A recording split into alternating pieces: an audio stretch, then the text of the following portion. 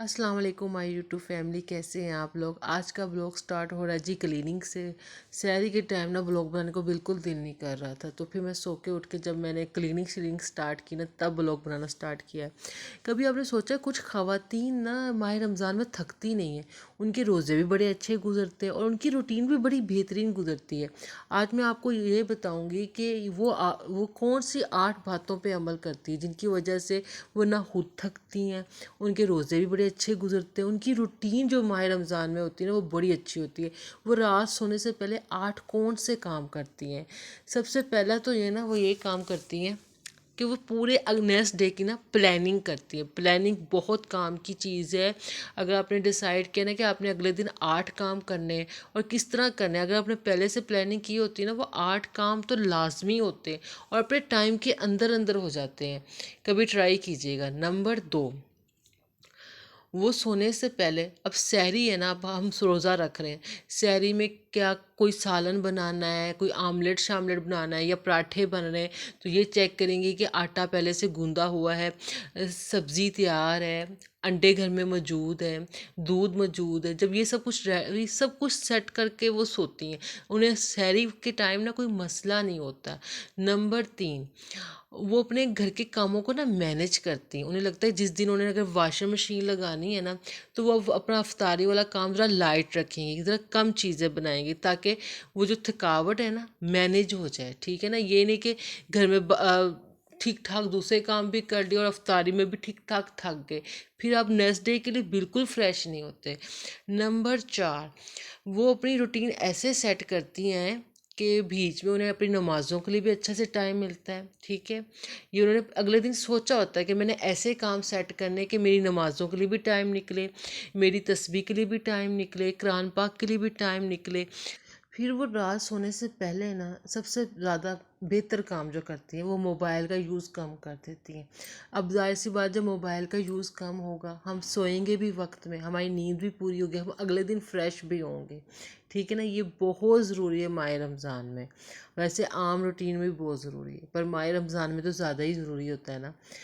फिर वो अपनी रूटीन इस तरह सेट करती हैं, अपने घर के कामों को ऐसे मैनेज करती हैं कि अफ्तारी के भी, घर के कामों को भी, कि बीच में वो दिन के 1 घंटे की नींद भी पूरी करें। ये जो बीच में 1 घंटे की नींद होती है ना, आप यकीन करें, अगर आप सुबह के भी जाग रहे हो ना, वो आपकी सारी थकन दूर कर देती है, आपको दोबारा से फ्रेश कर देती है। तो जो घर की हमारी देसी ख़वातीन होती है ना, समझदार किस्म की, वो अपनी रूटीन ही ऐसे सेट बनाती हैं, रात को प्लान करके सोचती हैं और मैनेज किया होता है कि ये जो काम है, जो फर्स्ट टाइम मैंने ऐसे निपटाने हैं, सेकंड टाइम ऐसे निपटाने हैं, और बीच में अपना सोने का भी 1 घंटा निकालना ही निकालना है। आपने गौर किया होगा, जो ख़वातीन 1 आवर निकालती हैं ना, वो बिल्कुल वैसी फ्रेश हो जाती हैं जैसे कि वो सुबह सो के उठ के फ्रेश होती हैं। यहाँ पे आपको मेरी वीडियो अच्छी लग रही हो, इसे लाइक भी कर लीजिएगा, चैनल सब्सक्राइब भी कर लीजिएगा। यहाँ पे मेरी चाट की इजी पीजी रेसिपी भी देख लीजिएगा, बहुत इजी रेसिपी है, इसमें कुछ ख़ास नहीं करना पड़ता, लेकिन चाट बहुत मज़े की बन जाती है। इसमें आपने मेरी रेसिपी भी चेक की होगी, इसमें चने हैं, आलू है, प्याज है, टमाटर है, हरी मिर्चें हैं, धनिया है और दही डाला है। मसाले मैंने ओनली 3 डाले हैं, जिसमें चाट मसाला है, नमक है और सुरख मिर्च है, बस। ये अपने टेस्ट के हिसाब से अपने मसाले मैनेज करने होते हैं और इतनी मज़ेदार चाट बन जाती है ना। अगर पापड़ी शापड़ी हो तो वो ऊपर डाल दें तो कमाल ही हो जाता है। अब आ जाते हैं नेक्स्ट आदत के बारे में, जो हमारी समझदार ख़वातीन अपने रमज़ान को अच्छा बनाने के लिए, अपनी रूटीन को अच्छा बनाने के लिए करती हैं। वो ना जो प्लानिंग करती हैं कि हमने नेक्स्ट डे बनाना क्या है, उस हिसाब से अपनी लिस्ट तैयार करती हैं कि जो चीज़ आपने बनानी है अगले दिन अफ्तारी में, वो चीज़ें घर में मौजूद हैं, वो पहले वो देख लेती हैं। अगर नहीं है तो उसकी लिस्ट बना लेती हैं कि अगले दिन कोई जा रहा है घर से बाहर, तो उसको लिस्ट दे दें। उसी टाइम नहीं सोचने लग जाते कि हाँ भाई अगले बंदे को भी रोक लिया है, फिर रुको मैं ज़रा तुम्हें सोच के बताती हूँ ये चीज़ है कि नहीं है। क्योंकि समटाइम घर के मेल बड़ी जल्दी में होते हैं, वो इतना वेट करते नहीं है, 2 बातें आपको भी सुना देते हैं और घर का माहौल अलग से ख़राब हो जाता है। होता है ना बाज़ घरों में ऐसा कि एंड टाइम में याद हो रहा था, अच्छा वो पूछे कुछ मंगवाना तो नहीं, फिर हम चीज़ें देखने लग जाते हैं, फ्रिज खोल के, सब्जियों की टोकरी चेक करके कोई सब्ज़ी कम तो नहीं है।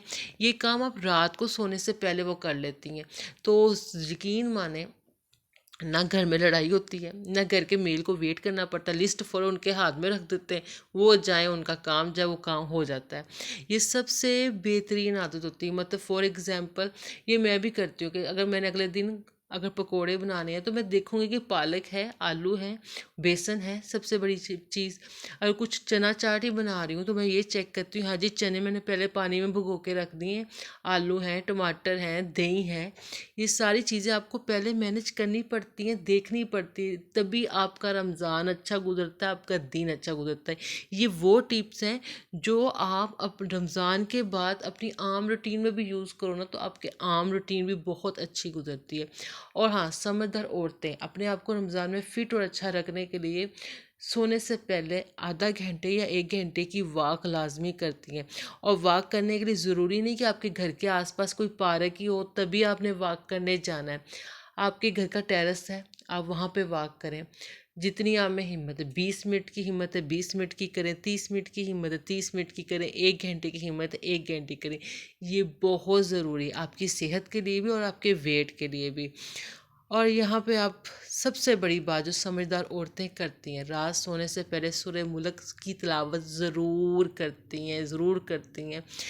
पता ही सूरह मुल्क बहुत कमाल की सूरत है। ये आपको वहाँ आपके साथ खड़ी होती है जहाँ पे आपके अपने भी आपको छोड़ के चले जाते हैं। मतलब कब्र में आपके साथ खड़ी होती है, आपको कब्र के अजाब से बचाती है।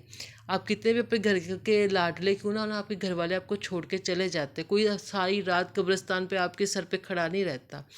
तो समझदार औरतें ये सूरत भी लाजमी पढ़ती हैं, और ये हम सबको पढ़ना चाहिए, आम रूटीन में पढ़ना चाहिए। बहुत बरकत है इस सूरत की। मतलब ये सूरत आपको वहाँ साथ देती है जहाँ कोई नहीं देता। ओके जी, अल्लाह हाफिज़।